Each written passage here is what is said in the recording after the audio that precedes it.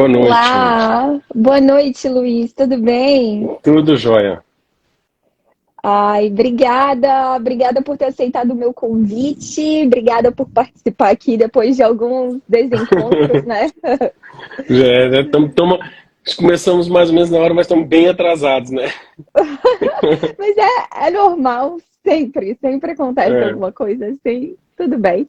tudo jóia. Você me Mas ouve bem? Tudo bom? O som? e você tá me ouvindo bem? Perfeitamente.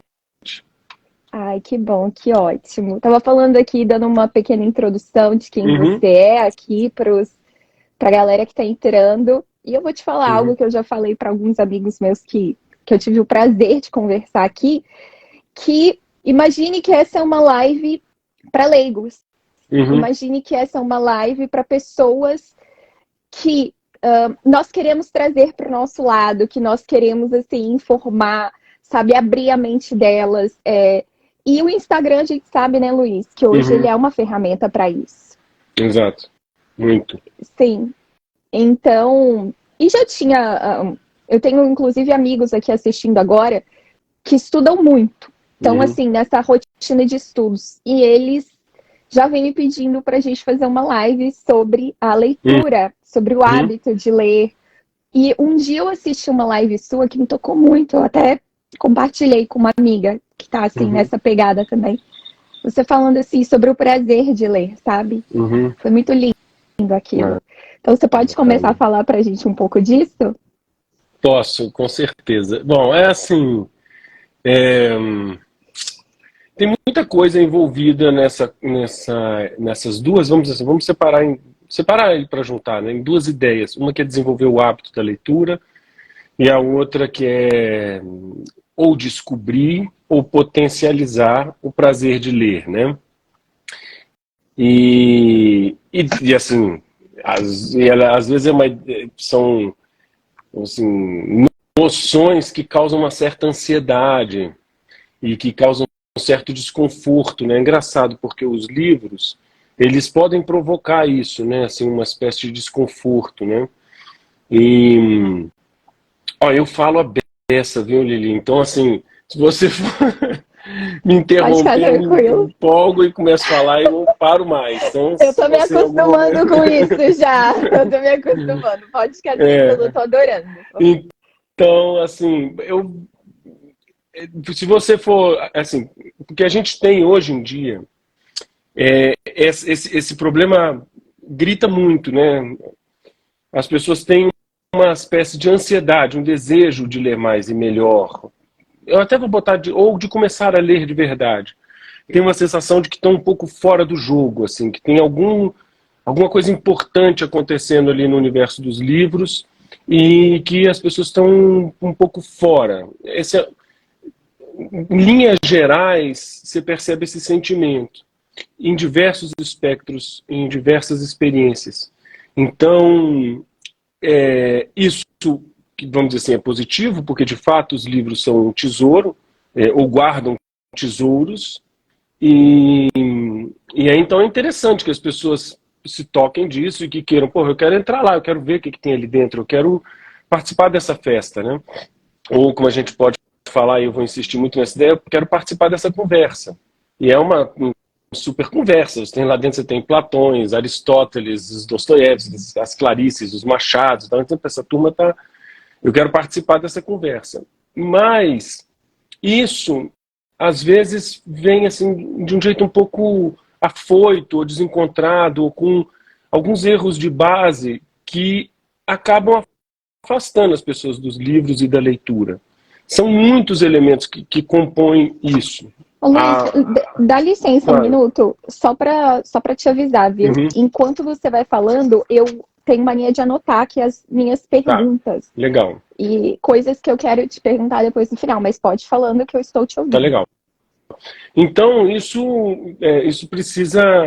é, a gente precisa começar a limpar o terreno, entender o que é ler, para que você quer ler, e ir descobrindo aí qual a sua relação mais poderosa com os livros, a melhor relação que você pode estabelecer com a leitura e com os livros. Todas, em todas as épocas, a leitura ela tem potenciais problemas. Não é uma coisa exclusiva da nossa época, né? A gente costuma ficar muito apavorado com a nossa época, o mundo está acabando, os valores, está tudo sendo destruído. Tem um monte de problemas, mas esse problema da leitura é um problema que se apresenta de maneiras diferentes ao longo da história, né? Se você, por exemplo, um dos maiores clássicos da leitura, da literatura, que é o Don Quixote, é um cara que se desorientou justamente por conta das leituras,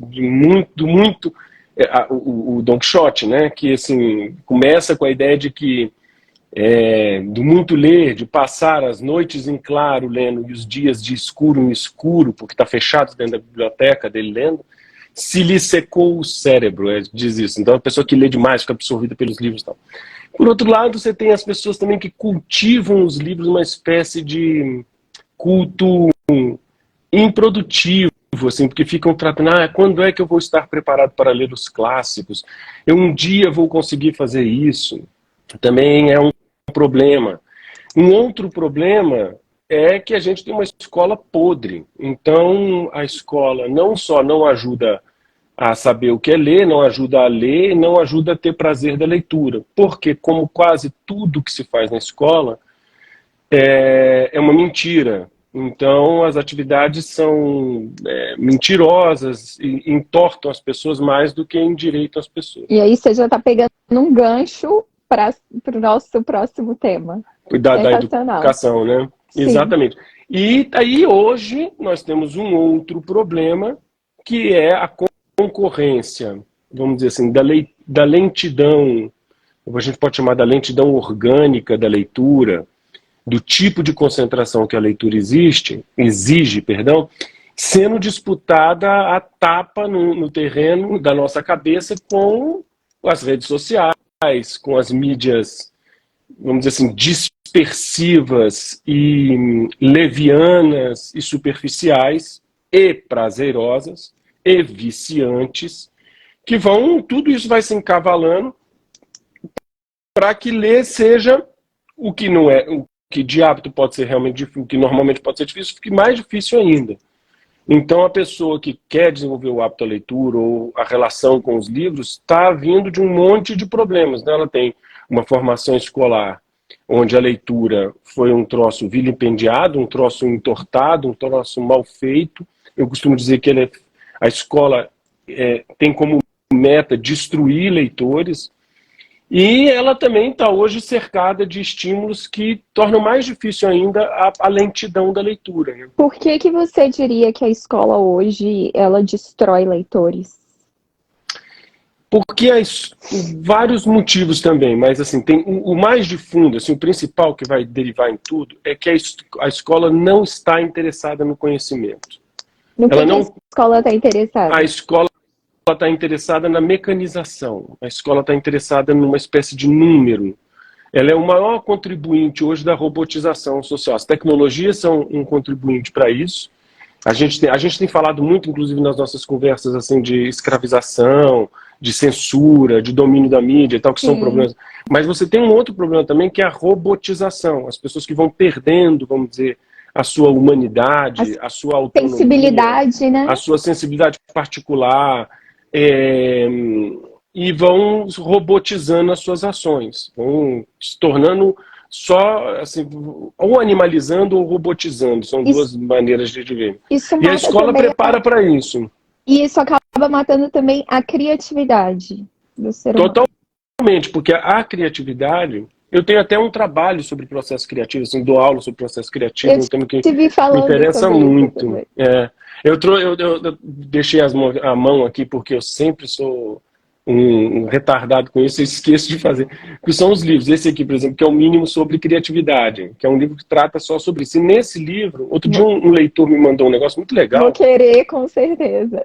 Falando, cara, você faz uma antropologia da criatividade. É verdade, porque a criatividade ela é um traço humano decisivo. Descobrir a própria criatividade, por exemplo, é descobrir a humanidade, é descobrir a personalidade, é descobrir a sua potência da sua personalidade. Exato. Porque numa certa... Olha como essa coisa do robotizado é importante.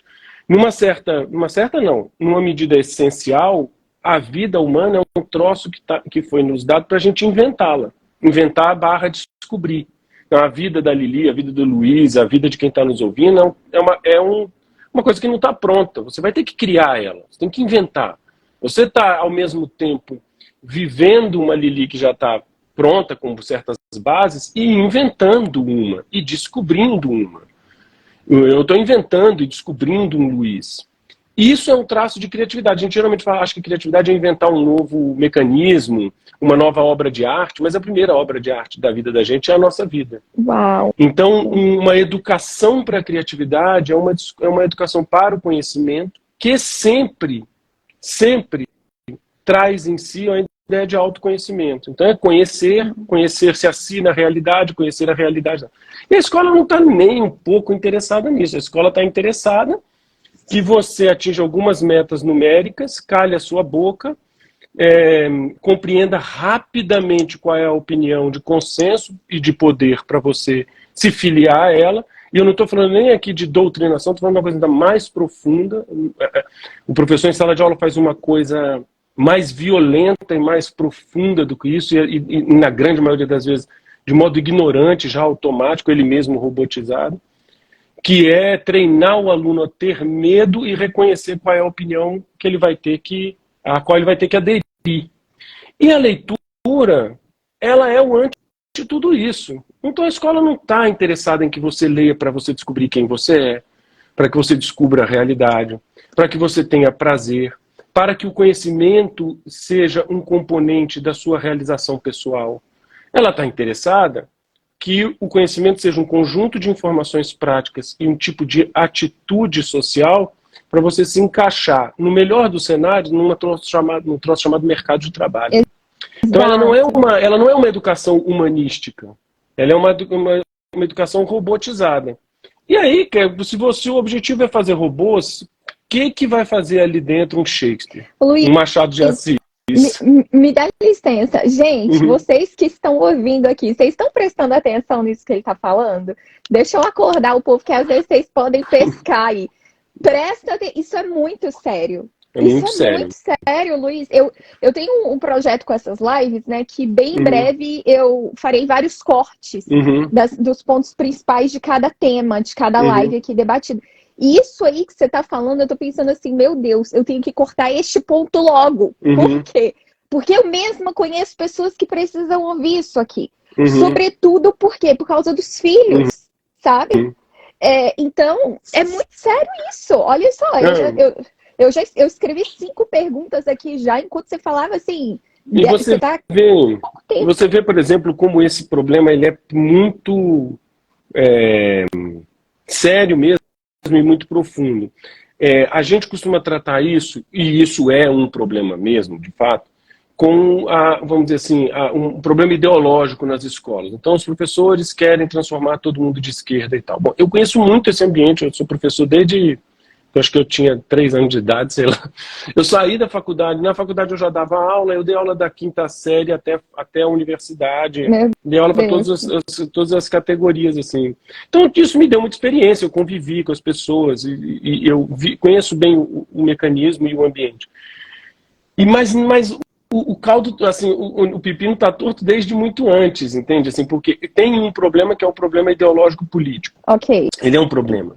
Mas se você pegar, por exemplo, como a escola divide o dia do aluno, e você vai passar uma vida ali dentro, né? Você entra na escola, sei lá, com 5 anos, 6 anos, e você vai até os 18, é uma vidinha que tem ali dentro inteira, faz formação inteira, são muitas horas lá dentro. O fato da escola, todo mundo que eu vou falar que vai ter essa experiência imediatamente na cabeça.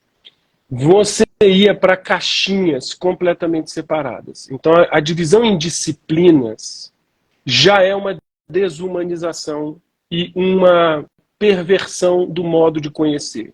Então, por exemplo, você ia para a aula de física, que não tem nada a ver com a de literatura, que não tem nada a ver com a de gramática, que não tem nada a ver com a de matemática, com a de química, com a de biologia, com a de educação física. Então, as disciplinas são segmentações como se a realidade coubesse dentro dessas caixinhas. É um vício cientificista, vamos dizer assim. Sendo que os maiores gênios e a genialidade, a criatividade e a inteligência humana não está quando ela se comporta dentro dessas caixas, mas está quando ela percebe relações e unidades. Como é que um cara é um gênio? Quando ele olha para uma coisa que está todo mundo vendo, olha para outra que está todo mundo vendo, pensa num problema que ninguém está vendo, mas está sentindo, num outro que todo mundo está vendo, e aí ele junta essas coisas. Conecta. Porque ele percebe que conecta, porque ele percebe que a realidade é integrada. Então, quando a escola explode o conhecimento em disciplinas, ela está dizendo o contrário do que é a realidade para você. Então, nada tem a ver com nada, eu só pego um conjunto de informações para fazer uma prova. Então, nesse sentido, para que eu vou ler literatura? Só para fazer a prova mesmo. Ela não se relaciona com nenhum outro campo da realidade e nada disso se relaciona com uma realidade que chama eu mesmo. Então está tudo mecanizando a gente. Está tudo na sua engrenagem, que funciona para finalidades muito baixas. Então, eu sentia isso, todos os meus amigos sentiam isso, os bem-sucedidos e os mal-sucedidos na escola, meus filhos e todas as crianças, que assim, uma clara noção de que você está fazendo aquilo ali só porque você é obrigado mesmo, assim, você está fazendo aquilo ali. Gente, você tem que fazer uma prova. Eu não estava nem aí para física e química. Eu já tomei pau em matemática, física e química, porque eu realmente não estava nem aí. Eu estudei na mesma escola, do terceiro período ao terceiro ano. Eu odiava essas paradas. E aí você se agarra numa boia que é a disciplina ou o professor que eu gosto mais. E aí você se agarra naquilo e vai sobrevivendo. Mas nada daquilo ali funciona para te integrar, para que você esteja integrado na realidade e compreenda, assim, os sentidos mais elevados da vida humana. Sim. Então, a escola, que era uma coisa para te elevar, ela está te rebaixando o tempo inteiro. Ou seja, nos tornando burros. Exatamente, ela está te emburrecendo. E ela não está te emburrecendo só porque tem um professor canalha que quer fazer você votar no PT. Isso é uma maneira de te emburrecer. Isso é uma maneira de te diminuir. Mas ele mesmo já está operando dentro do sistema que ele nem se dá conta. Eu conheço... além da doutrinação. Vai além. Ele mesmo já é uma bucha de canhão ali dentro. Ele já é um parafuso numa engrenagem. Ele está achando que ele é o rebelde, que ele está formando rebelde. Tá nada. Ele é um parafuso numa engrenagem, entendeu? Então, o problema da educação, e eu não sei qual é a solução e tal, não sei o que fazer com isso. Tenho alguns palpites. Mas não sei mesmo se é a solução qual é. Mas uma das soluções é entender como ela está errada por dentro. Como ela está errada no seu mecanismo e no seu propósito. Então, por exemplo, uma experiência que eu já fiz em sala em reunião de professores, fiz como colega, depois fiz como pai, que é você perguntar, duas perguntas que eu sempre... E entre pares de pós-graduação, por exemplo. Né? Eu fiz doutorado em literatura e tal... É você perguntar, no meu caso, para que serve a literatura? Pergunta 1.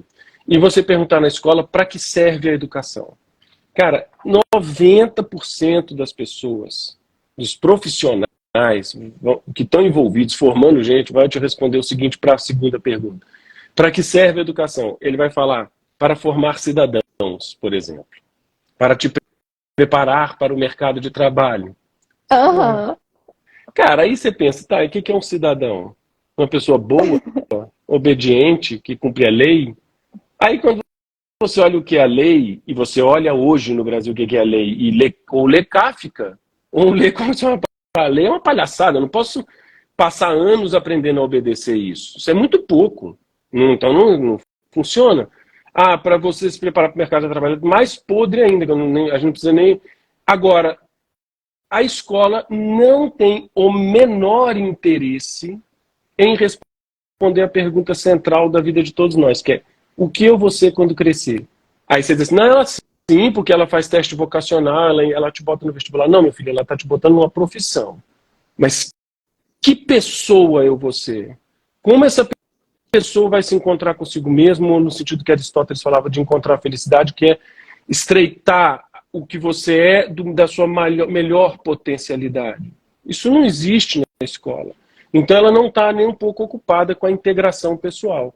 E aí, quando ela não está preocupada com isso, ela está dizendo a você para mim é uma espécie de chimpanzé ou de, sei lá, ou de engrenagem. Eu estou interessado no que você vai produzir, eu não estou interessado em quem você é.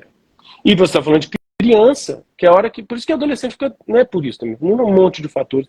Mas eu tenho uma dó danada, eu adoro os adolescentes, assim, eu tenho uma relação, uma conversa muito boa com ele. E ele tá doido, tá perdido e vai para um ambiente onde os caras estão doidos e perdidos e só querem enfiar minhoca. É até desumano, é cruel, entendeu? O sujeito está precisando que alguém explique para ele um pouco o que é a vida, o que são os seres humanos, como funciona a linguagem, como que ele pode encontrar as suas potencialidades, a sua felicidade, bem explicado o que é felicidade, não a felicidade como um prazer e tal. E ele encontra gente que está enfiando caraminhola na cabeça dele, entendeu? Tá querendo que ele faça... Essa coisa, por exemplo, da questão ideológica é de uma desgraça, de uma miséria. Eu tenho colegas que são assim, ex-colegas. Né? Aí você fala que você não tem dó desse cara, não. Ele está querendo entender como fazer uma vida íntegra, decente, boa, legal, potente. E você está querendo que o cara vote no PT, cara. O PT pode ser maravilhoso. Acendemos velas para o PT. Você não acha que você está sendo muito mesquinho com esse outro ser humano? Ô, Luiz, e eu te falo assim, olha, vai até um pouco além disso. Por quê? Eu só fui descobrir que eu fui doutrinada na escola, porque assim, na faculdade era muito descarado, né? Era bem óbvio. Então, qualquer ignorante, no meu caso, como eu era, conseguia perceber que estava sendo assim, né? Doutrinado. Agora, eu descobri há pouco tempo, estudando a política, que eu fui doutrinada na escola, desde a escola, porque eu comecei a vasculhar minha memória lá, nas matérias de história, de geografia, né? Os professores nos dando livros da Marilena Chaui para ler.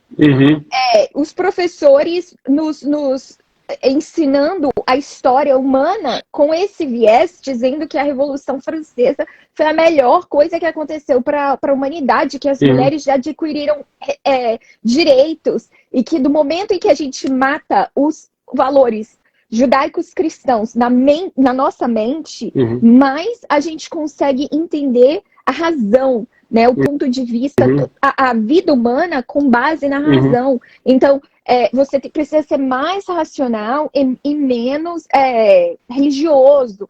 Tudo isso já acontecia na escola. E olha que eu estudei numa escola privada e batista a minha vida inteira. Que era cara essa escola, assim, foi uma dificuldade minha família me manter com aquela educação, sabe?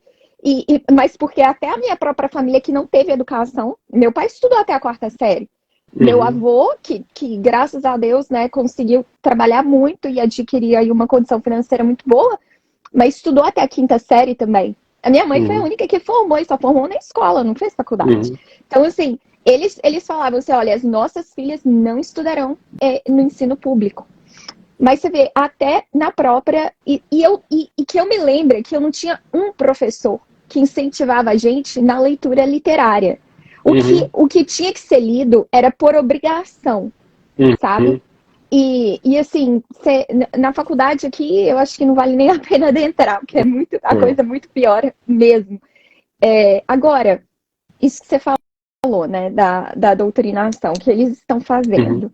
A gente sabe aí de Gramsci, a gente sabe de Paulo Freire, e eu acho que o seu conteúdo é rico demais para ficar falando desses caras. Não, mas faz parte. Tem que dialogar, tem que falar, tem que pensar, tem que conhecer até, inclusive. Sim. Mas nós sabemos que o Brasil está todo aparelhado, a educação tá toda aparelhada, né? Tá perdida. E nos resta agora estudar por fora, pelas beiradas. Né, que é o que eu sei que você se propõe a fazer, vários outros professores estão fazendo. Eu tô achando isso incrível. Gente que tá... Você se enxerga assim, que você tá lutando diretamente nessa guerra cultural? Com o seu trabalho? Eu tenho um pouco... Eu tenho um cuidado assim, com essa expressão guerra cultural, E eu prefiro dizer o seguinte, o que pode parecer um pouco arrogante, tá? Mas é porque eu me coloco bem assim no meu lugar, do que eu posso fazer de fato, o que eu posso fazer de melhor. Na verdade, eu estou mais ocupado hoje e ficando mais velho e vendo as coisas como estão acontecendo, eu estou mais preocupado em fazer cultura do que fazer a guerra cultural. Acho que a guerra cultural é um termo que pode ser bem aplicado e que pode ter gente que está dentro dela, mas não é o meu caso. Vou te dizer por quê. Porque, Você por está exemplo, na se eu fosse... produção cultural. Eu estou preocupado basicamente em escrever literatura, minha preocupação número um, escrever literatura, e assim, junto com ela, e porque eu amo fazer, e porque eu amo as pessoas, e porque eu amo falar também, eu dou aula sobre as coisas que eu acho que eu posso contribuir, que basicamente são literatura, processo criativo, história da arte, e a literatura, claro, de um jeito, assim, eu costumo dizer, inclusive, quando você fala, nunca tive nenhum professor me incentivando a ler na escola. Vou falar também um negócio que pode parecer meio arrogante, mas como eu te falei, eu trabalho há muito tempo em escola, pós-graduação e tal. Assim, a imensa maioria, mas a imensa maioria dos professores que eu conheci, que foram meus colegas e tal, não podem te ensinar a ler e nem te incentivar a ler, porque eles não gostam e não sabem ler. Então também eles não podem fazer. Então eu procuro fazer isso. Eu agora, por exemplo, estou com uma oficina de leitura, que a ideia é um programa contínuo para a gente ler junto, para eu ir mostrando como ler, como relacionar os livros entre si, os livros consigo, com a realidade, blá, blá, blá. Mas por que eu estou dizendo que eu não estou exatamente na guerra cultural? Porque para dizer isso com responsabilidade, você tem que entender bem que é a guerra. A guerra envolve um inimigo, armas, estratégia, tática e objetivos claros. Então, assim, eu tenho que abater e ferir meu inimigo em determinado ponto e eu vou usar tais e tais táticas, eu vou entrar em tal terreno. No meu caso, isso estaria acontecendo se eu estivesse organizando escolas, se eu estivesse dentro de uma universidade, se eu estivesse realmente ocupando espaços que estão plenamente dominados e comprando uma briga objetiva política de poder ali dentro. Eu não estou fazendo isso. Cheguei a pensar uma época em fazer isso, mas a gente pode falar sobre isso, mas eu falei, não, esse não é o papel que eu vou fazer. Eu acho que eu posso contribuir mais, e aí sim, já como uma metáfora, mas dissolvida, eu posso contribuir com uma guerra cultural fazendo coisas de alto nível, de muita qualidade. Mas então eu escrevo... Desculpa te interromper. Não, claro. Mas o que você está fazendo, essa produção cultural agora, daqui a 10 anos, ela pode se tornar uma ferramenta para alguém que vai cair de cabeça, sabe? Sim. E assim, eu converso muito com, por exemplo, com o Alan dos Santos, né? Com a doutora Ludmilla. Eu tô com saudade do Alan, que eu encontrava ele de vez em quando aqui em Brasília, tive conversas ótimas com ele. Vem pra cá, pra Orlando, pra visitar a gente. Eu tô indo daqui a pouco, viu? Mês que vem eu tô indo, mas não vou pra Orlando, vou pra Miami. Ah, mentira! Agosto? Agosto. Vou ir pra Miami pra caramba, tem uma galera muito boa aqui em então agosto. A gente vai combinar. Depois, sim, com certeza, se você quiser, depois eu te falo, mas tem uma galera muito boa vindo. Então, eu converso bastante com ele, com a doutora, a juíza Ludmilla, que os dois né, foram alunos bem próximos assim do professor Olavo. E eles os dois, por exemplo, estão na guerra. Por isso que eu estou sendo cuidadoso de dizer assim, eu não estou na... Guerra, você leva tiro, entendeu? Guerra, você... Por isso que eu digo assim, você está na guerra cultural. Cara, eu estaria abusando da expressão, entendeu? A Ludmilla é uma pessoa que bancou alguma coisa, que ela está na guerra. Eu estou numa outra trincheira, vamos dizer assim, né? Mas uma coisa que eles sempre falam, entendeu? A cereja do bolo, né, que o professor Olavo se referia, que é ali a presidência, a política a política é como se fosse a cobertura do bolo, né? Mas aí tem a cereja ali, que é a presidência, mas tem todo o bolo. E aquele bolo é a nossa cultura, sabe? E assim, você precisa de camadas, você vai precisar de anos construindo aquilo ali. Não, nem se a gente quisesse, agora a gente tomaria essa cereja de volta. A cereja e a cobertura estão tomadas, estão aparelhadas. Então, neste exato momento, lutar na guerra cultural também não é ficar ali envolvido diretamente, mas talvez daqui a 10 anos o que você está produzindo vai gerar frutos. Eu espero que gere frutos nas almas que encostem na minha obra, ali, se eu der sorte de que ela tenha uma continuidade. Então, assim,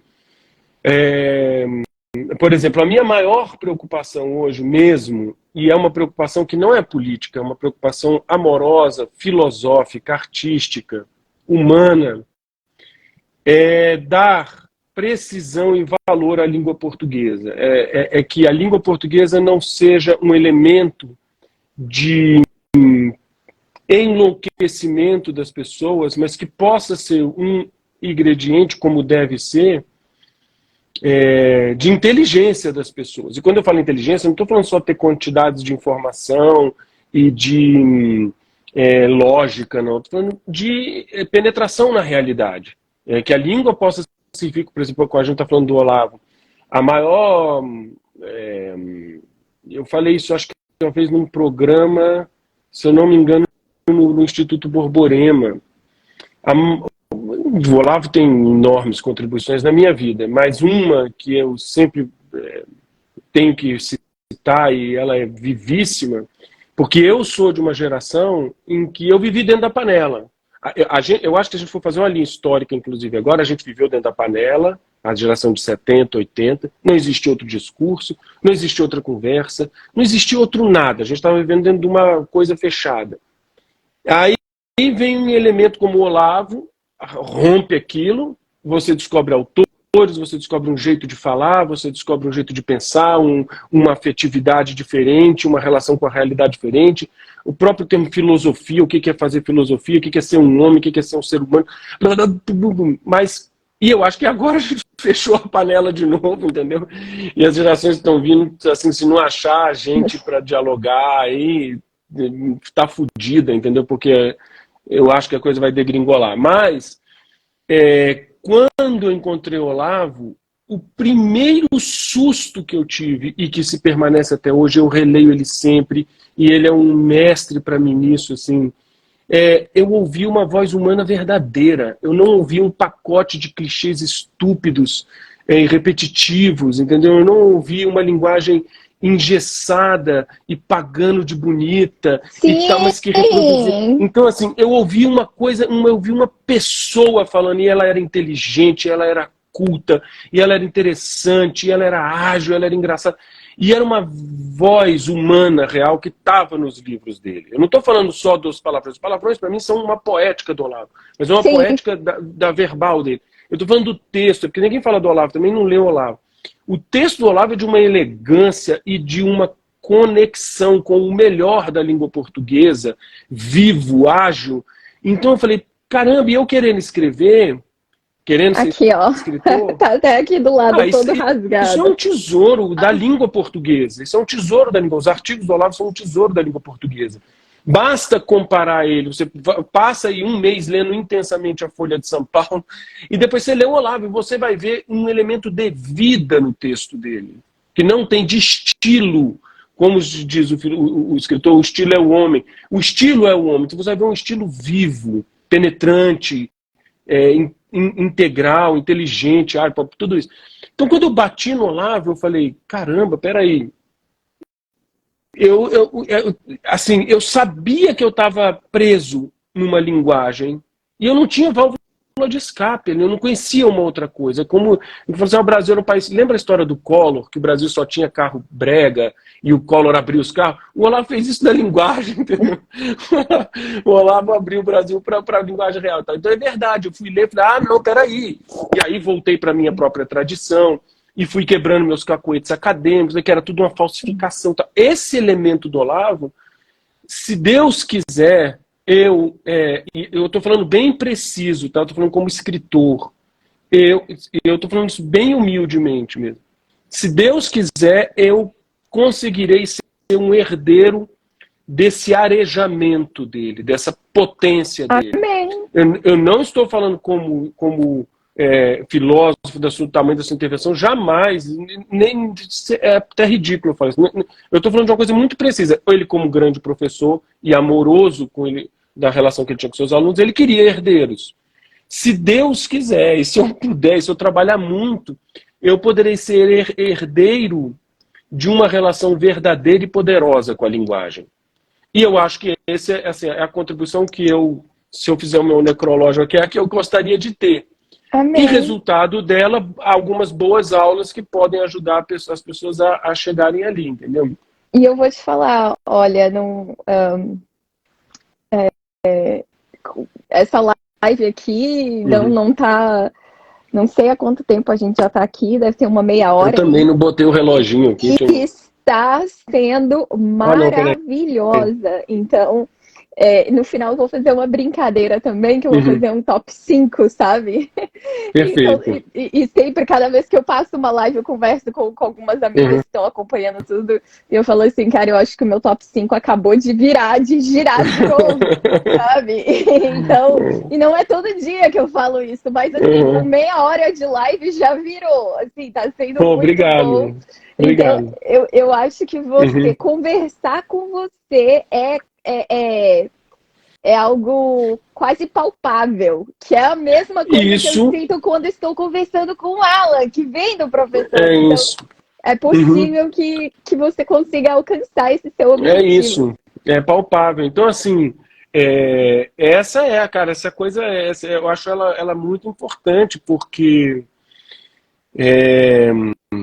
é muito triste, assim, você ver as pessoas, eu estava falando dos jovens, né, encapsulados, entendeu, em clichês, em bobagens. Então, por exemplo, agora, eu não sou um analista político, vou falar isso aqui de bicão, como a gente está batendo papo aqui, finge que ninguém está ouvindo, porque realmente não sou um analista político, eu sou muito bocó nisso daí e tal. Mas eu acho que a gente, assim, se for pensar, se a gente se colocar num lugar como a direita e tal, tem que fazer uma autocrítica. A gente perdeu uma janela muito grande, né? O Olavo insistiu nisso e ele estava certíssimo. A gente perdeu uma janela e eu costumo comparar o governo Bolsonaro com uma espécie de antibiótico que o médico mandou você tomar 10 dias, você tomou 3, né? E você fez a superbactéria, entendeu? Então, assim, acho que a gente fez a superbactéria, sabe? Assim, essa comparação é boa, não tinha ouvido isso ainda. A gente fez a superbactéria, porque os caras estavam há 30 anos no poder, acostumados, sentados em cima da porca, fazendo o que queria, e estava tão confortável que eles perderam o controle e um troço saiu ali, lógico, tem todo o trabalho do Olavo e tal, e acabou tendo um resultado de eleição que eles não esperavam e tal. E rapidamente eles se organizaram, a gente não fez nada, o Bolsonaro foi eleito para fazer uma... A gente está falando de guerra cultural, o Bolsonaro foi eleito para fazer uma guerra e fez uma mistura de circo com excelente administração, mas ele não foi eleito para ser um administrador, ele foi eleito para caçar narcotraficante. Ele entendeu? não Então, deu a devida importância à guerra cultural. E se ele tivesse ouvido o professor Olavo... Ele não deu a devida importância à guerra. Sim. Então, o que acontece é que... A guerra ideológica. Não, e a guerra prática. Eu estou falando da guerra prática. Escolher o inimigo, atuar como um general, atuar como um... Ele ficou brincando, fazendo umas piadas e tal. E administrou muito bem. E ficou batendo boca. Entendeu? Então, assim, eu não devia estar falando isso porque eu não tenho nada a ver com política. Eu não quero ficar falando de política. Mas, como eu acho que é importante, só estou falando isso aqui, porque acho que a gente tem que ter muita consciência disso, para a gente não ter só como assim, os inimigos, tá? Mas a gente também teve um pedacinho da faca e do queijo na mão e... A gente errou. E errou, entendeu? E errou e a bactéria veio com tudo, entendeu? Luiz, e agora tem que engolir, porque eu acho que agora vão ser 50 anos desse negócio, no mínimo, só não sei que aconteça exatamente isso. Troço. É isso aí que você falou. Vai ficar e aí eu acho que nesse cenário não é ser catástrofe. Eu não sei o que fazer aí, mas eu não sei tudo o que fazer aí. Mas eu acho que uma coisa que tem que fazer aí, por exemplo, a gente cometeu um erro, você está falando do Alan, a gente cometeu um erro grosseiro, a gente abandonou os amigos, a gente abandonou várias pessoas no caminho, várias pessoas. As prisões, quando começaram a acontecer as prisões, Olha, eu fui um cara jovem de esquerda, meus irmãos foram da convergência socialista, entendeu? Eu tenho uma experiência nessa, pequena, mas eu tenho, assim, de estar ali sempre muito perto. Prendesse um, prende um deles, cara. No dia seguinte é cartaz, é gente lá em cima, é campanha, é slogan em inglês. Não, a gente foi deixando prender, deixando alejar, deixando calar. Não E teve um movimento. ele avisou, não vai parar em mim. Eles vão fazer isso com Claro, todos vocês claro, ali. claro, óbvio, óbvio. A gente poderia citar nomes, aí você fala assim, essa figura ela é grosseira, ela é feia. Ah, é, então tá, então ela é feia, então tá bom. Eles, cara, os caras estão defendendo o Batista até hoje, entendeu? Não criam, a gente não criou um imaginário. Eles deram de bandeja para se falar em perseguição política, censura. A gente fica assim, dando umas choradinhas, umas gemidinhas, entendeu? Então, eu falo a gente, mas assim, quem estava envolvido com a política, daí acho que mal capitaneados. Eu acho mesmo, sinceramente, que o Bolsonaro cometeu um erro grosseiro, que é ser eleito para fazer uma guerra e ficar administrando. Ele não tinha esse direito, entendeu? Ele não tinha. Concordo em gênero, Ele não número e tinha esse grau. direito. Aí eu acho que ele realmente, os bandidos se organizarem, aí pronto, aí acabou. Tomaram. Aí acabou. E agora, o que a gente pode fazer nesse cenário aí que vem pela frente é pelo menos cuidar do nosso, né? E é para isso que a gente precisa de estudar. Então, Sei lá, comecem a dependendo do cuidar cenário. dos Dependendo do filhos. cenário, eu acho que tem que comprar dólar, né? Sim! Não, eu Aí, acho que ó, tem que você já estudar. tem Agora, uns amigos na Flórida. fora de brincadeira, eu acho que tem que estudar muito. Eu acho que tem que estudar, tem que trabalhar a sério, tem que fazer bem feito, tem que tentar entender como as coisas estão acontecendo, né? E ver onde cada um pode fazer uma coisa boa. Por quê? Porque aí entra uma coisa também importante, embora já estou eu falando de política, que é assim, o que a elite brasileira aceitou para tirar esse corpo estranho foi de um rebaixamento moral tão profundo. E eu não estou falando só de gente má, tá? Outro dia eu estava vendo a entrevista, não vou citar o nome, de um poeta que eu admiro a obra, e que é uma figura que pessoalmente me interessa. Ele está na grande tradição dos escritores gagos, que é bem interessante, assim, todo atrapalhado e tal. Machado era assim, não era todo atrapalhado, mas era gago. E aí, cara, então assim, eu e outras pessoas que eu conheço, essas pessoas, ao permitir a volta do Lula nas condições em que ela aconteceu, tiveram que abrir uma brecha moral. E ela sabe, algumas não sabem quem é bandido, quem está na cabeça do processo. Eu não estou falando disso, estou falando das pessoas, professores, muitos jornalistas também, alguns são lá, estão na cúpula, alguns não. O que me ocupa hoje não é isso. Por isso que eu falo assim, a guerra, eu não sei o que fazer com os poderosos, eu não sei o que fazer daquilo, não sei o que fazer com nada com aquilo. Mas me ocupa do ponto de vista humano, porque assim, a elite média brasileira aceitou um rebaixamento moral tão profundo, e isso não começou só no Bolsonaro, foi com o Lula, vários elementos, que para sair daí o buraco vai ficar muito grande. Sabe assim, quando você aceita uma mentira muito grande para começar a contar a verdade, fica muito difícil. Vou dar um exemplo bobo, tá? Eu já estava vendo um debate esportivo e os caras estavam discutindo os casos de corrupção no futebol, que as pessoas aceitam proposta de quem faz aposta, né? E alguém mandou uma mensagem, mas vocês apoiaram isso, cara. Vocês estão reclamando disso no futebol? E tinha um constrangimento. Essas pessoas vão passar por constrangimentos, e isso me assusta. Quando você contribui, não sei se estou me fazendo entender, quando você contribui demais com uma mentira, fica muito difícil sair para cima. Geralmente você sai para baixo. Então as coisas tendem a piorar muito, entendeu? Porque se você engolir um sapão desse tamanho, eu não estou falando de quem é da máfia, ela tem uma grande ex-amiga minha que é militante retinta e tudo, com muita consciência de que ela quer destruir tudo. A gente uma vez, por exemplo, discutindo sobre os pronomes neutros, né? E eu falei, cara, assim, de coração, tô te perguntando, a gente fez doutorado junto, você acha que isso ajuda? Assim, isso vai criar uma contribuição? Porque pode ser que eu esteja entendendo errado e você acha que isso vai ajudar as pessoas. Ela falou, claro que não, Luiz, eu estou querendo destruir o patriarcado marcado na linguagem, eu estou querendo confundir as pessoas. Então ela é um capítulo diferente. Mas eu estou falando assim, uma série de pessoas que não gostavam do Bolsonaro e que tinha incômodo, aí aceitaram uma mentira num grau tão profundo que eu acho que vão sair para baixo, não sai para cima. Então o torvelinho de decadência moral da gente, eu acho que vai exponencialmente crescer. Mas, Luiz, assim, todo mundo vai estar corrompido, sabe assim, do cartório ao vendedor de sorvete, tudo, você perdeu muito o eixo. E eu não estou dizendo aqui do ponto de vista esquerda e direita, eu estou falando aceitar comer uma comida podre, que ela todo, não é questão de você gosta, mas essa aqui está podre. A gente aceitou um esquema completamente corrupto. Eu acho que aí dançou, aí acabou. Eu só um parêntese depois dessa sua fala. Me empolguei. E pode se empolgar aí o que você quiser, porque isso faz a gente refletir, sabe? Aliás, você trouxe um ponto de reflexão profundo, que para algumas pessoas vai ser difícil fazer esse exercício. Mas me levou a um exercício de reflexão enquanto você falava. E eu lembrei de duas coisas. A primeira, que eu acho que é a mais óbvia, né? A Bíblia fala muito sobre o pecado.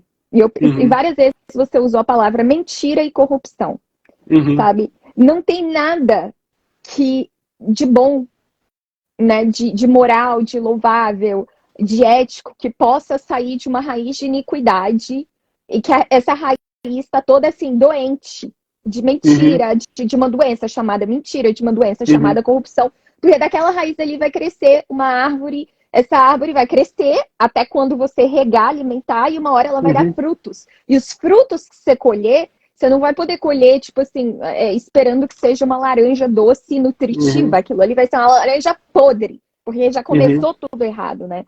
Então, primeiro, quem tem a sociedade brasileira está se afastando dos valores judaicos cristãos, porque, né? Também por fruto dessa guerra cultural e até pelo que a própria Bíblia diz que aconteceria no fim dos tempos mesmo. O amor se esfriaria, as pessoas seriam mestres para si mesmos, elas, né, o mundo desandaria. Então, a gente vê isso acontecendo. Mas o segundo ponto, eu lembrei de um vídeo do professor Olavo que eu assisti, dele falando como esquema de corrupção no brasileiro, tá falando tudo todo do Brasil, não começa lá em cima.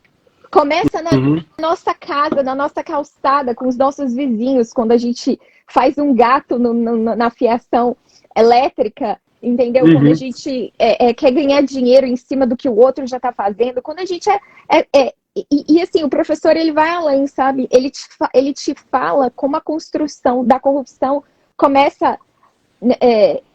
como ela encontra o solo, o terreno dentro de você através da falsidade. Esse vídeo foi tão incrível que ele revelou para mim várias coisas, assim. Muitas coisas fizeram sentido, mas uma delas foi: quanto mais a gente se afasta da verdade, mais falsos nos tornamos, mais fácil a corrupção encontra pouso, encontra espaço no nosso caráter, sabe? Claro. Então, tem isso aí também. E eu acho que, assim, escutar, alimentar o nosso intelecto de aulas como a sua, né, dos livros, de algumas outras pessoas que estão puxando essas reflexões da gente, isso realmente ajuda a gente a ir melhorando nestes âmbitos. Então, isso vai ser bom, é necessário. E foi uma das coisas que me motivou a começar a fazer essas lives. Olha só, eu assisti esse vídeo do professor umas 10 vezes seguidas. E eu saí mandando para amigos. E eu, sabe? E depois disso eu comecei a fazer as lives. E eu comecei a falar para os meus amigos: vocês têm noção do que ele está falando aqui? O que a gente vê aqui em Orlando, às vezes, a comunidade brasileira um ferrando o outro. Um dia eu sentei com o Alan e eu perguntei assim: Alan, o que explica isso aqui, esse nosso comportamento, sabe? Aí ele sentou comigo e tal, me explicou tudo isso. E aí eu trouxe para ele esse vídeo também. Eu falei assim: olha esse vídeo aqui que o professor Olavo, o Alan falou, é isso. sabe? Agora, eu queria voltar aqui numa pergunta, em algo que você falou sobre a linguagem neutra. Que você conversou com uma colega sua de doutorado e que você sinceramente perguntou isso para ela, sabe? Quais são os danos que essa coisa de linguagem neutra vai trazer na língua portuguesa e vai trazer na mente das pessoas que estão começando a aprender a língua portuguesa, aprender a falar, aprender a interpretar texto, as crianças? O que isso vai causar, esse negócio de linguagem neutra? A gente precisa... isso é uma coisa muito urgente, então isso, por exemplo, tem muito a ver com o meu trabalho, quando eu falo assim, a gente precisa... quando o meu curso, por exemplo, eu falo, olha, não é um clube de leitura que a gente vai ficar debatendo livros, não é para ler os clássicos. Eu quero que a gente tenha propriedade com a linguagem, saiba usar a linguagem. Eu vou chegar no ponto específico que você está falando, mas você precisa dar uma voltinha antes, que é o seguinte. A linguagem, ela é o centro da humanidade, assim, não da humanidade, da sua humanidade. Essa humanidade está instalada no potencial da linguagem, mesmo quando ela não existe, quando ela tem problema. Eu convivo com um menino que tem um grau de autismo sem fala, e a vida dele é um esforço por se aproximar da linguagem.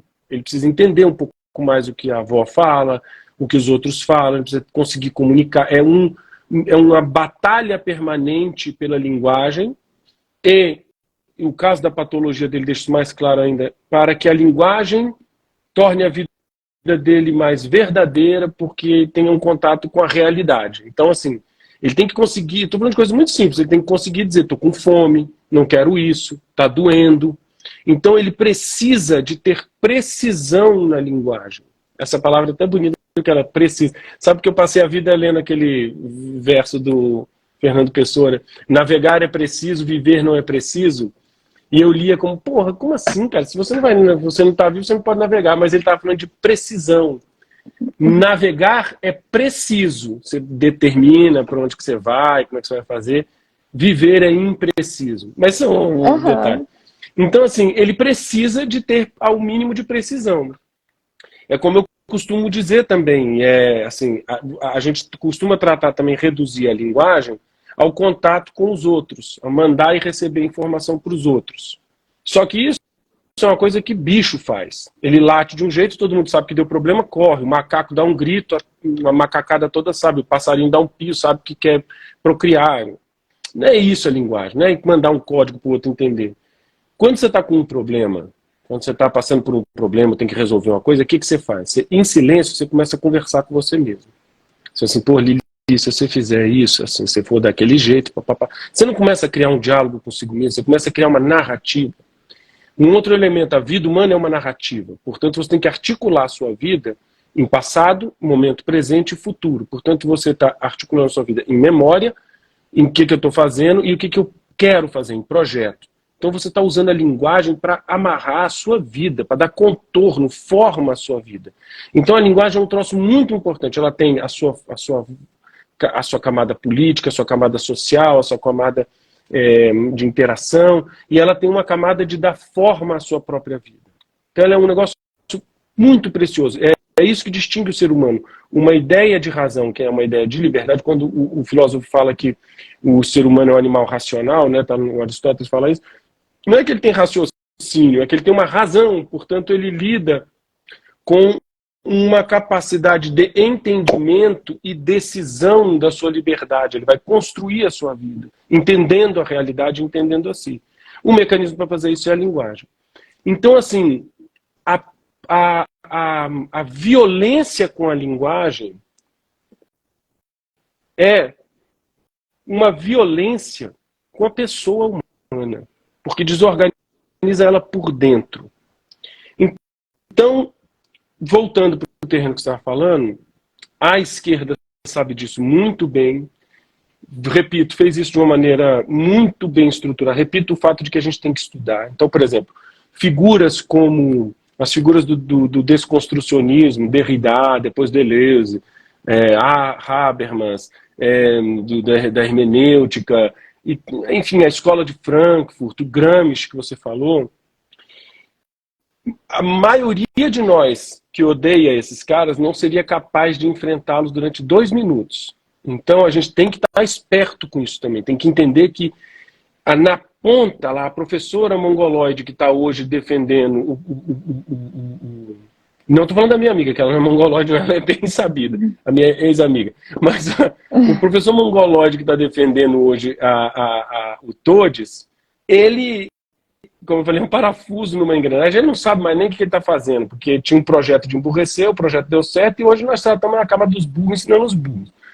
Mas ela não sabe disso, mas aquilo está bem estruturado para quebrar a relação do homem com a realidade. E, portanto, para quebrar a relação do homem com a verdade. Isso é bem claro.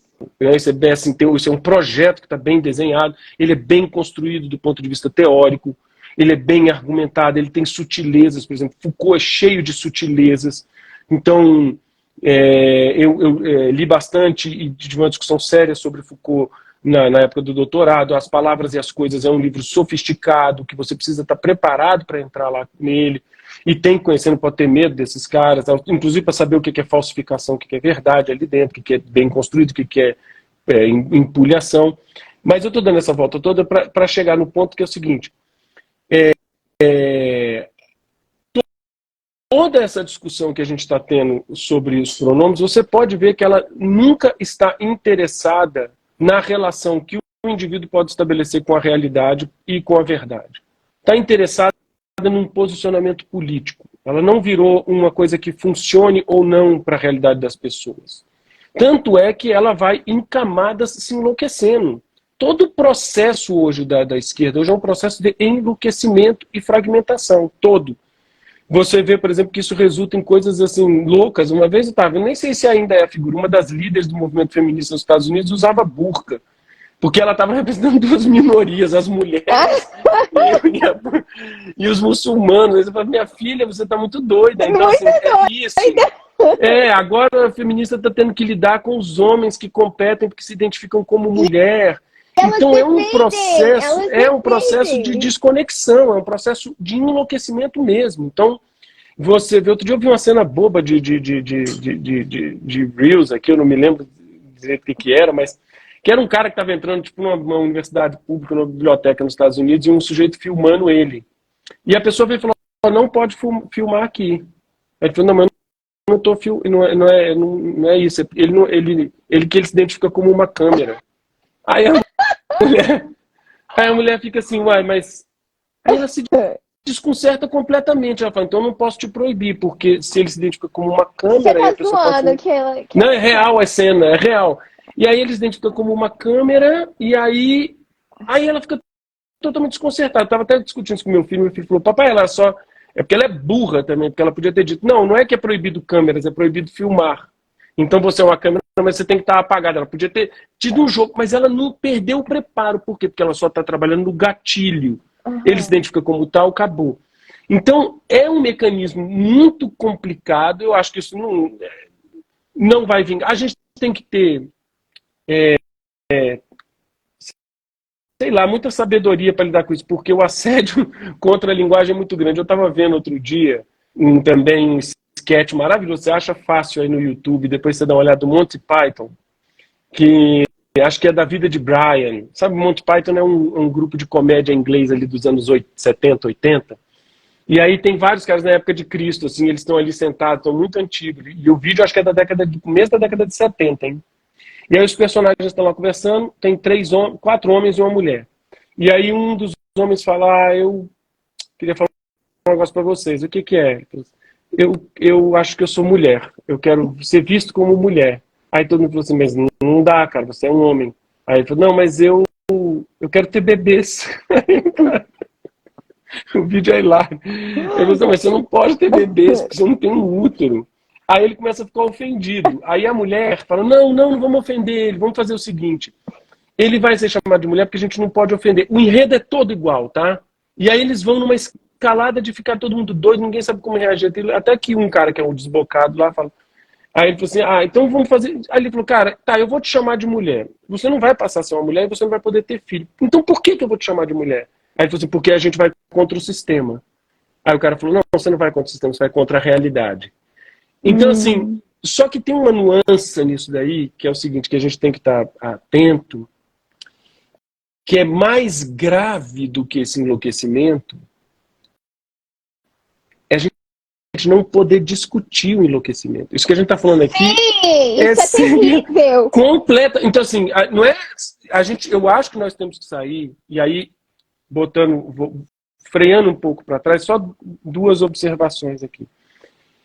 Eu vejo alguns comentários que estão subindo e tal. Eu queria, assim, eu sempre insisto que, assim, que a gente. Uma das coisas que alimenta a confusão e o mal é a gente achar que está tudo acabado, o mundo se acabou e nós estamos destruídos e tá.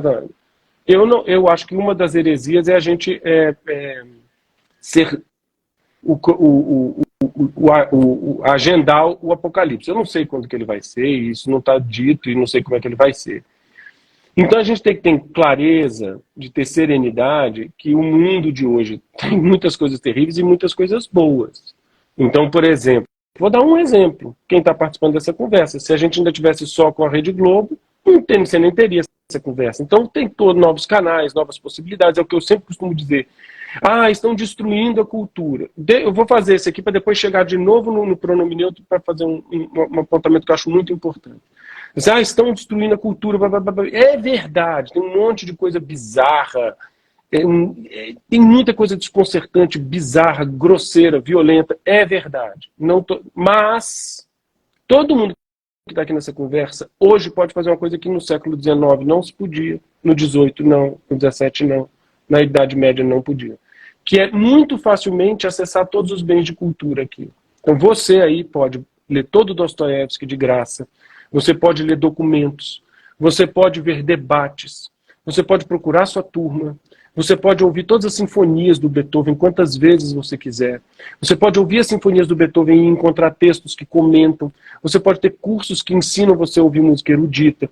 Então, assim, para a gente não ficar também só chorando as pitangas de que estão destruindo, mas a gente também não está cultivando. Estão destruindo a cultura, mas nós estamos cultivando. Então, por exemplo, há um ataque evidente ao cristianismo, evidentíssimo, não há o que discutir.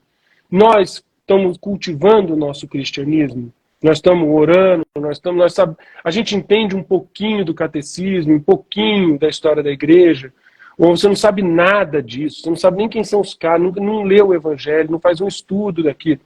Então, assim, só para a gente não sair, ficar com essa sensação de estão destruindo, vou ficar deprimido, porque senão nós vamos virar o Todes, entendeu? Nós vamos ficar deprimidos no quarto e tal, achando que sim, ou seja, existem coisas que podemos fazer.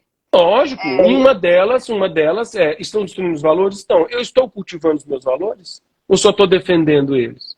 Porque senão você caiu no enredo. É diferente. Eu tive uma discussão com a diretora da escola uma vez, e falei, cara, o que você está fazendo é desumano. Você quer que os seus alunos tenham ferramentas ou bandeiras nas mãos? Você quer que ele aceite uma posição ou você humanamente quer que ele encontre as suas soluções e tenha condição de ficar cada vez mais inteligente? Então a gente não pode cair no enredo de tem um lado, então você é o outro lado, e o lado grita, eu grito também. Olha, olhe bem, e aí eu convoco as pessoas, não sou analista político, mas olhe bem para o que o Bolsonaro fez. Grita de lá, grita de cá. O Bolsonaro ficou discutindo com o Gal Costa, sei lá, com Caetano Veloso. Porra, você tem uma guerra, do outro lado você tem um narcotráfico organizado, poderoso, um sistema corrupto, poderoso, um partido político enraizado, com redes estruturado, e você está batendo boca com uma cantora de axé. Entendeu? Isso é palhaçada. Isso não é estar inteiro, firme e trabalhando. Isso não é, isso chama palhaçada. Então a gente fez isso na escala mais alta de poder e pode fazer isso no nosso dia a dia. Que assim, eu fico reclamando de todos, mas não faço nada, entendeu? Eu mesmo não estou fazendo nada. Então isso é muito importante. E eu ia voltar para o ponto... sim, e a outra coisa é que a gente tenha no caldo disso tudo sensibilidade para entender onde estão os cortes mais sutis das coisas. Então, por exemplo, eu acho também uma irresponsabilidade e uma idiotice as pessoas acharem que todo o mundo gay é a destruição da cultura ocidental e tal. Isso é uma brincadeira. Isso é uma brincadeira de gente medrosa, entendeu? Isso, e aí você dá lenha para o outro lado, porque você está sendo muito pueril, muito raso sobre a vida. A vida é muito complexa, há pessoas realmente diversas da gente. Então, assim, eu estava escrevendo um conto agora, eu estou com vários livros, eu vou lançar mais 2 esse ano ainda, um de ficção, que eu não sei qual vai ser, porque eu estou com alguns aqui rodando.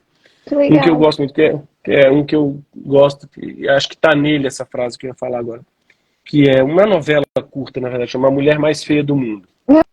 E, e lá tem uma frase que é assim, mais ou menos o seguinte, não sei se eu vou citar de cabeça, não sei se eu vou saber me citar, mas é mais ou menos alguma coisa como o seguinte: uma mentira bem contada sempre tem um pezinho numa verdade. É um fato que as pessoas também estão um pouco perdidas e que têm sexualidades diversas e que a vida é complexa e que tem sensibilidades diferentes. É verdade. Também não tem que ter medo disso, entendeu? Também tem que ter sabedoria, entendeu? Assim, eu nesse sentido não tenho lado assim no sentido de assim, cara, eu quero voltar a um tempo ideal onde tudo estava organizadinho. O homem está se lascando o tempo inteiro. O homem está em crise, entendeu? Você lê o Mário Ferreira dos Santos, você vai ver, tem um livro lindo dele. Eu não sei se é esse daqui, está até aqui comigo agora. Aliás, achem isso daqui quem quiser. Olha que coisa preciosa. Eu tenho a coleção toda, vou fazer inveja a vocês. Filosofia e História da Cultura, do Mário Ferreira dos Santos. É uma enciclopédia do essencial sobre filosofia e história da cultura. O que esse homem faz aqui é um negócio assim, de professor mesmo, gigantesco. E ele aliás, está no Filosofia da Crise, que ele começa a destrinchar o que é crise. Mas eu ia citar outra coisa. Um autor caríssimo para a gente e chave para o que eu estou falando aqui é Hugo de São Vito. Quando você lê um dos livros do Hugo de São Vito, eu acho que é o Opúsculo sobre a Leitura, século XII. Ele começa falando o seguinte: como tratar da cultura e dos livros num meio tão perdido, com gente tão doida, tão pervertida, com tanta putaria. Século que foi isso? 12. Hugo de São Vito, o maior pedagogo de todos os tempos e tal. Assim, o referencial da verdadeira educação, um dos caras mais inteligentes e tal. Olha como tudo é doido. Hugo de São Vito, que é esse verdadeiro bálsamo para a inteligência e para a educação, começa o livro dele no século XII, é porque eu não estou com ele aqui na mão, quer ver? Deixa eu ver se ele está aqui, porque ele volta. Se eu fizer um looping aqui na minha mesa, você vai se assustar. Tá uma maluquice. E vou citar 2 coisas para fechar essa minha fala comprida. Uma que é essa do Hugo de São Vito, ele começa o texto dele século XII, ali 11, 12, dizendo como falar de tudo isso no meio dessa putaria, entendeu? No meio desse, tá tudo confuso, todo mundo é doido, pervertido. Século XII, então a gente querer voltar para lá é uma ilusão boba. Na nossa época é podre, mas o ser humano é podre. E dentro do podre, como diz a Flor e a Náusea lá do Drummond, nascem flores. E o outro é leiam um poema, aliás, eu vou ler esse poema na oficina de leitura, do Constantinos Cavafis, um grande poeta grego, moderno. E ele tem um poema chamado Os Bárbaros, ou A Invasão dos Bárbaros. E esse poema, deixa eu ver se eu acho ele aqui, trata é a seguinte cena. É uma galera muito culta, muito correta, entrincheirada, com medo da invasão dos bárbaros. Os bárbaros vão chegar a qualquer momento. E você tem sinais de que os bárbaros estão destruindo tudo ao redor e tal. E eles vão ficando ali e vão ficando paralisados, e paralisados, e paralisados, e paralisados, e eles morrem e os bárbaros não chegam. Meu Deus! Então, a gente tem que ter muito cuidado com isso também, quando a gente está vendo que a gente liga a TV, está vendo os bárbaros, isso é real, mas aí a gente se paralisa, murcha. A gente não pode deixar de viver. E aí o poema termina com uma pergunta que é: e se os bárbaros nem existissem? Tem uma reflexão assim. Então a gente tem que ter essas. Caramba, agora eu falei a beça, né? Nossa, não, tô aqui, que isso, tô bebendo na fonte. Eu tenho certeza que as 40 pessoas que estão aqui ouvindo a gente também. A galera não para de participar aí nos comentários. Uhum. Tá incrível. E olha, você respondeu 3 perguntas com uma tacada só, que eu tinha anotado aqui. Economia das respostas. E agora eu acho que para fechar essa live antes que caia, porque quando dá 1 hora, eles derrubam. A live cai. E eu quero salvar. Aliás, já várias pessoas estão aqui me perguntando se eu vou salvar. Gente, olha lá. A Mariana tá falando aqui. Eu tô emocionada, meu Deus. Eu também, Mari. Tá muito bom, né? Essa live vai ficar salva sim, viu? Respondendo pra vocês aí. Vai ficar salva, com certeza. Mas depois também vou fazer alguns cortes bem legais. Agora, essa é a última pergunta que eu acho que interessa as pessoas que estão aqui ouvindo a gente e que foge um pouco das polêmicas aí que o Brasil está envolvido, mas que é muito pertinente. O Bauman tem uma teoria, né, da modernidade líquida.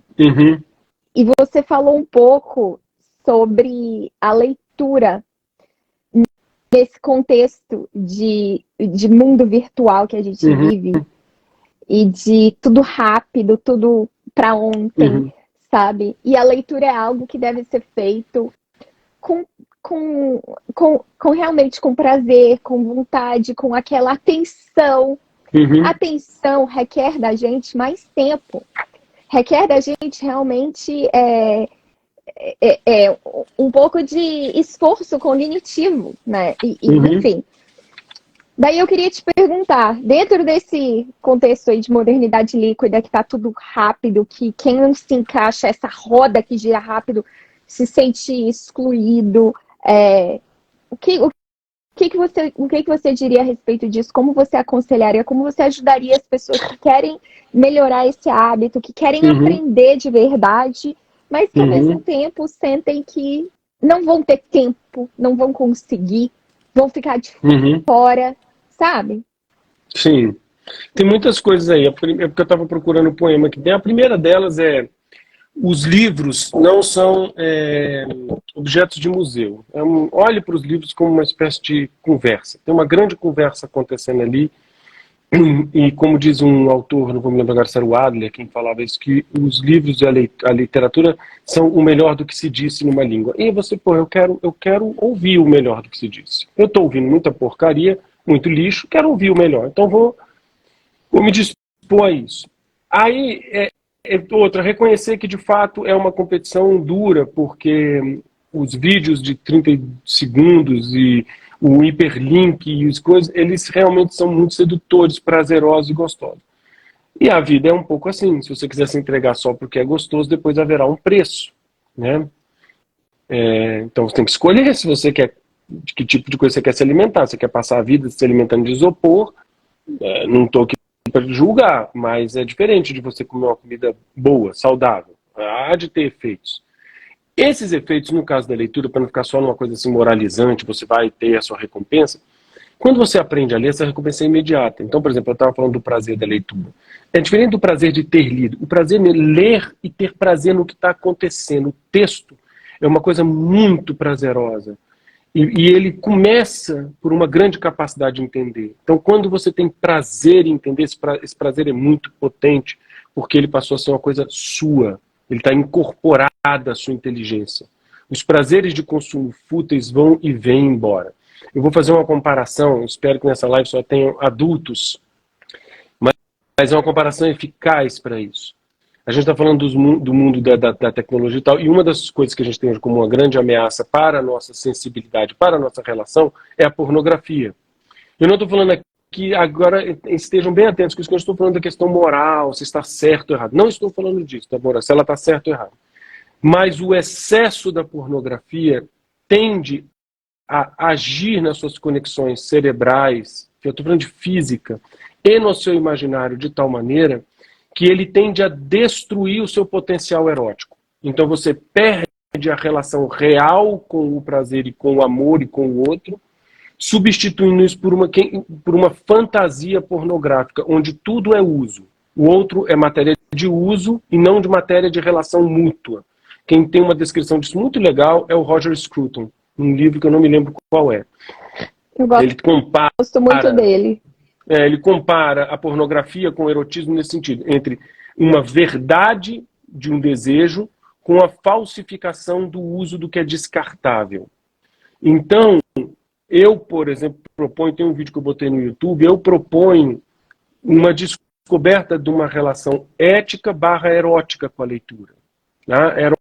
Erótica no sentido de aguçar os sentidos, de ter o prazer já nos sentidos, o prazer do ato da leitura e do que acontece através dele. Porque o ato da leitura te coloca numa relação mais profunda com o outro, porque ler é, antes de tudo, ouvir a voz do outro. Então existe um nível de interação que é muito mais sofisticado do que a pseudo-interação do universo dos videozinhos e dos hiperlinks e dos jogos e tal. Aí você fala, tudo bem, daí como é que eu faço isso? Olha, você faz isso primeiro com vontade. Então você, porra, eu tô afim de me dispor isso. E certamente você não vai sair das 4 horas de vídeo para as 4 horas de Tolstói num pulo. Você não vai fazer isso. Você vai fazer uma transição paulatina. Então, por isso que na minha oficina de leitura eu insisto, a gente está começando ela agora, mas todas as vezes que eu falo de leitura, eu insisto numa progressão contínua e inteligente do que é o ato de ler. Então, por exemplo... mas vê bem, eu nem coloco a disciplina assim, como uma coisa de se autopunir, entendeu? Eu vou ler por 2 horas. Não. Primeiro, assim, eu tenho vontade... Porque, vê bem, quem está ouvindo, se tiver viciado nos vídeos, nas coisas, tudo, sabe também que essa exasperação de informação e de informações, ela cria um nível de ansiedade muito grande. Sim. Ela esvazia muito. Sim. Então, se a pessoa está achando que pode sair desse esvaziamento para um preenchimento, dominando a linguagem, compreendendo e tendo uma relação verdadeira e prazerosa com a literatura, produtiva, sim, uma disciplina, mas não no sentido de horários que eu vou estudar. Tá? Então, assim, cara, eu vou, durante um período, vou deixar o celular quieto lá no canto e vou fazer uma forcinha para me concentrar nesse processo mais orgânico, lento e meticuloso que é a leitura. E aí, o que eu proponho para isso? Eu não proponho que você vá ler durante 4 horas, como estudar, pegar um caderno, pegar uma caneta. Não, vai fazer isso durante 20 minutos, meia hora. Nem precisa pensar no tempo. Você vai fazer assim, cara, eu vou entender completamente 2 páginas desse Tolstói. Eu não vou virar essa página antes de entender tudo. Quem está falando? Em que tom? O que está acontecendo na história? Eu vou voltar amanhã nessas 20 páginas e vou antes recuperar. O que aconteceu nas 20 páginas de ontem? Então você tem uma série de exercícios bem factíveis. Eu tenho um caminho para isso que funciona. E, sobretudo, uma ideia que para mim é claríssima e não tem a menor dúvida. A atenção é uma habilidade e uma habilidade que se treina e um potencial que se desenvolve. Uau. Onde está a sua atenção está seu coração, né? Sim. Onde está o seu tesouro, isso é do Evangelho. Então, assim, se você coloca o seu coração, a sua atenção em porcaria, não vai esperar que sua alma fique sublime. Então, se você acha, então, assim, onde está a minha atenção? Onde eu pouso a minha atenção? No que eu presto atenção? Essa é a primeira coisa. Então vamos aprimorar no que eu presto atenção? Vamos. Então amanhã eu não vejo mais vídeos nenhum, amanhã eu só fico com coisas nobres. Não, cara. A gente vai inserindo coisas nobres e você vai tendo cuidado com elas e lembrando que você treina a sua atenção. E uma outra coisa que não vai dar tempo aqui de explicar é que atenção e foco são 2 coisas diferentes. Mas assim, você treina os 2. Você aprimora e treina os 2. Olha... Eu vou querer outra live com você. Fechou. Se eu tiver essa oportunidade, eu vou querer. Maravilha.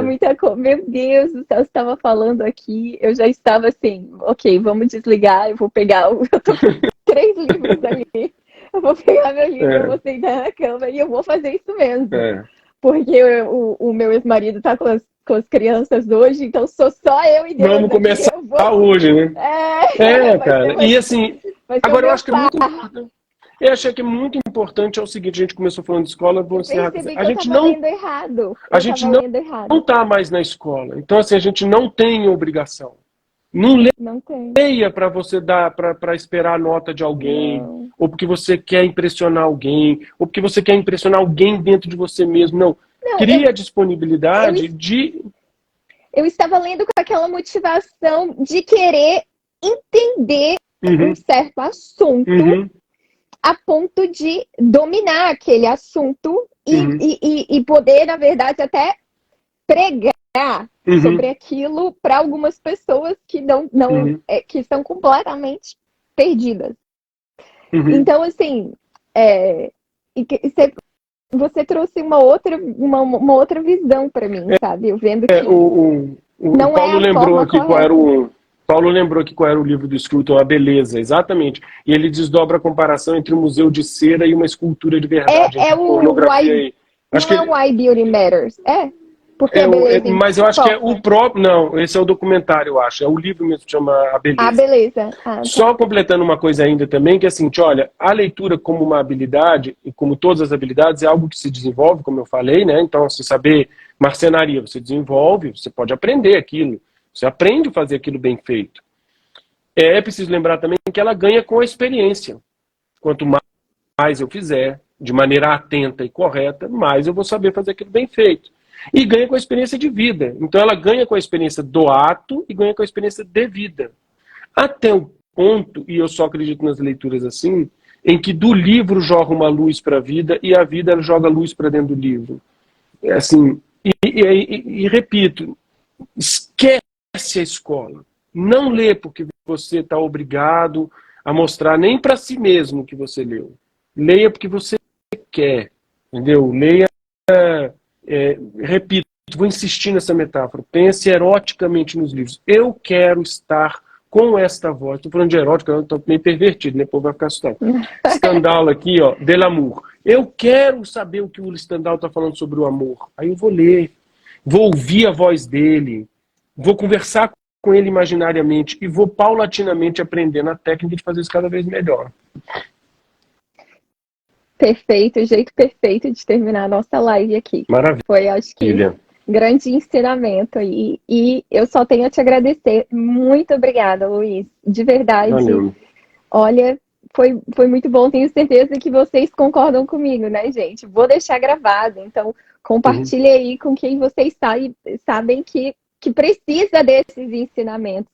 Nossa, Luiz, que live rica, viu? Muito obrigada. Valeu, muito obrigado. Eu fico muito feliz de ter sido bom. Foi. E agradeço o convite. Foi muito bom mesmo. E tô aqui, qualquer coisa que de alguma forma eu puder te servir ou puder te retribuir por esse tempo maravilhoso, tô aqui. Mês que vem espero vê-lo por aqui, pelas terras americanas. Legal. E, enfim, foi muito, muito, muito bom. Tá, obrigada, muito obrigado, boa noite e em breve serei sua aluna também. Valeu, muito obrigado, uma honra. Tchau, gente. Tchau, tchau, Luiz. Tchau, tchau.